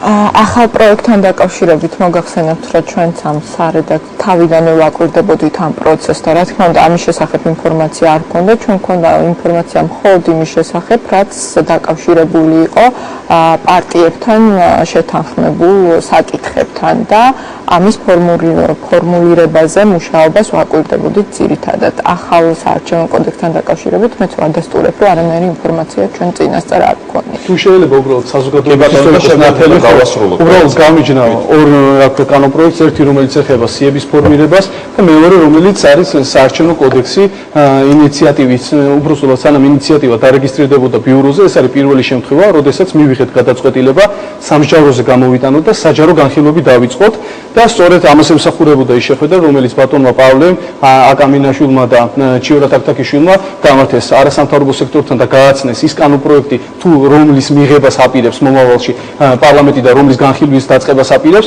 ეს არის მე ვფიქრობ ძალიან მნიშვნელოვანი გადადგმული ნაბიჯი და ნამდვილად სიურპრიზიაო, რო ითქვა, რა თქმა უნდა, ეხლა როდის იწერებოდა, როგორ დაიწერა, ეს ეხლა შეიძლება არ იყოს ვიღაცისთვის თვალნათელი, მაგრამ ეს იწერებოდა თავისთავად როგორც იწერება კანონ პროექტები, თუმცა ბიუროზე რეგისტრაციამდე ჩვენ მივიღეთ გადაწყვეტილება, ის კი არა რომ ბიუროზე დავარეგისტრიროთ და პირველი მოსმენით, მეორე მოსმენით განვიხილოთ ეს სასწრაფოდ, არა, გადავწყვიტეთ ბიუროზე რეგისტრაციამდე განვიხილოთ, დავიწყოთ საჯარო განხილვები და შევთანხმდეთ ამა თუ იმ პრინციპზე, თამაშის წესზე. ხოლო რაც შეეხება იმ საარჩევნო კოდექსს, რომელიც ორი მოსმენით იქნა მიღებული, უნდა აღვნიშნო, რომ ეს ბატონ ლევან მეფხვაძის, ჩახვაძისა და თორთლაძის ინიციატივითაა წარდგენილი, რომელიც საარჩევნო სიების ფორმირებას ეხება და რა თქმა უნდა, ეს საკითხი მათთან განსახილველია, იმიტომ რომ მათი ინიციატივითაა ეს კანონ პროექტი წარდგენილი. თქვენ ამბობთ, რომ ეს სამი ადამიანი ამ კონკრეტულ საკითხს მიიღებს თქვენს უმისოდ?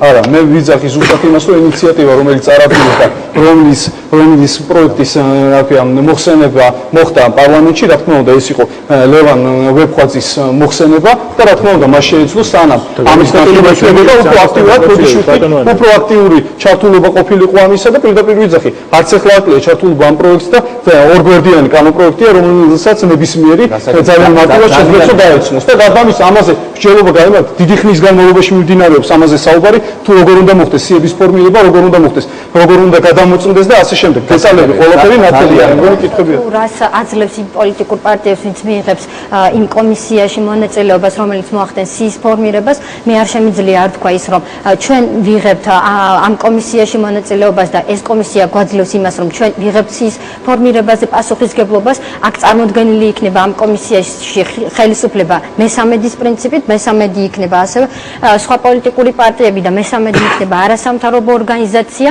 აქედან გამომდინარე, სიის ფორმირება არ იქნება მხოლოდ და მხოლოდ ხელისუფლების ხელში, თუ კი ეს იქნებოდა თუნდაც სამოქალაქო რეესტრის პირობებში, ან CSKOS-ის პირობებში, ამიტომ ჩვენ ვიღებთ ამ პასუხისგებლობას და ვფიქრობთ, რომ მივიღებთ გაცილებით უკეთეს საარჩევნო სიებს, ამიტომ თუ კი ეს არსებულ წესზე უარესი არის, მაშინ მითხარი თქვენი არგუმენტები და მე მივიღებ ძალიან მოკლედ, ძალიან მოკლედ წინადადებით ვეცდებით ჩემი პოზიცია დავაფიქსირო, რაც შეეხება ბატონი ვებხვაძის და სხვა პირების ინიცირებულ პროექტს, ჩვენთვის ეს ნაკლებად მნიშვნელოვანია, ვინ არის ინიციატორი ამ შემთხვევაში, ეს ხდება პოლიტიკური შეთანხმების ფარგლებში და ფაქტურად, როდესაც მეორე მოსმენამდე 9 საათით ადრე იგებ იმას, რომ საერთოდ ჩაინიშნა კომიტეტის სხდომა, რა თქმა უნდა, შეუძლებელი არის, რომ ამაში ადეკვატური მონაწილეობა მიიღო და სწორედ ასეც მოხდა, ასე ვთქვათ, ერთადერთი ვინც იყო წარმოდგენილი ამ კომიტეტის სხდომაზე, იყო ახალგაზრდა იურსთა ასოციაცია, იმიტომ რომ მეტი ფიზიკურად ვერავინ ვერ მოასწრო, რომ დროულად გაეგო, მიუხედავად იმისა, რომ სხვა არასამთავრობო ორგანიზაციები ამის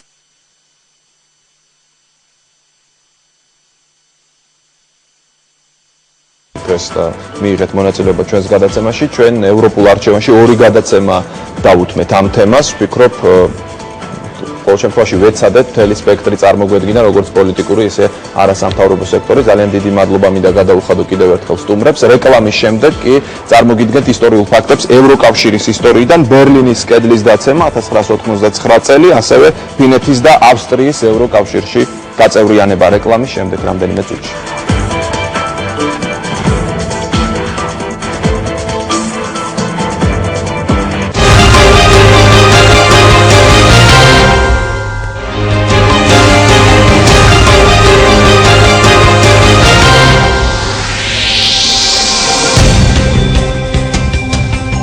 ევროპული არჩევანი კვლავ ეთერშია და ახლა წარმოგიდგენთ საინტერესო ფაქტებს ევროკავშირის ისტორიიდან. 1999 წელს ევროპამ მნიშვნელოვანი ტრანსფორმაცია განიცადა. ეს არის ჩვენი დროის ერთ-ერთი ყველაზე სიმბოლური თარიღი ევროპისთვის. ბერლინის კედელი, რომელიც გერმანიასა და მთელ ევროპას ყოფდა, 1999 წლის 9 ნოემბერს დაინგრა. ამ მოვლენამ არა მარტო კომუნიზმის დასასრული, არამედ აღმოსავლეთის ბლოკზე მოსკოვის კონტროლის გაუქმება განაპირობა. შუა და აღმოსავლეთ ევროპის ბევრი ქვეყანა გაემიჯნა, რუსეთს და მრავალი მათგანი დღეს ევროკავშირის წევრია. 1999 წლის 9 ნოემბერს ყველაფერი შესაძლებელი ჩანდა და ეს იყო მშვიდობიანი რევოლუცია თავისუფლებისთვის. პრეზიდენტები, ევროპული კომისია, ევროპული პარლამენტი, სახელმწიფოს ხელმძღვანელები და ათასობით ადამიანი ყოველ 9 ნოემბერს იკრიბება, რათა აღნიშნოს ევროპული ინტეგრაციის თანამედროვე ისტორიის უნიკალური მოვლენა, ბერლინის კედლის დაცემა.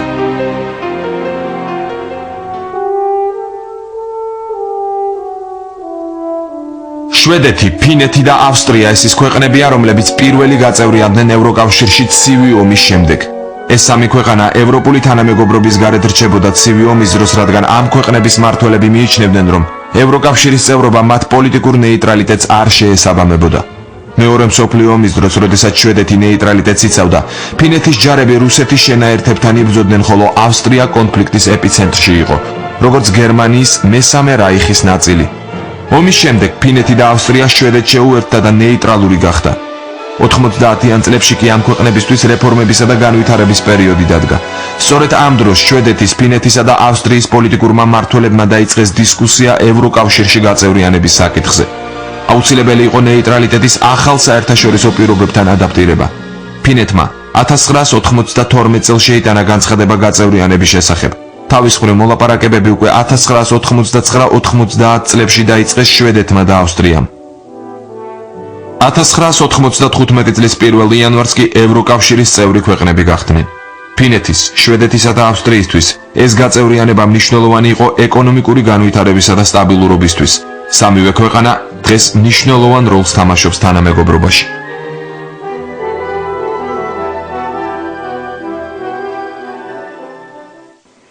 დღევანდელი გადაცემა ამით დასრულდა. ევროპული არჩევანი გემშვიდობებად მომავალ 4 შაბათამდე საღამოს 10 საათამდე პირველ არხზე. ნახვამდის.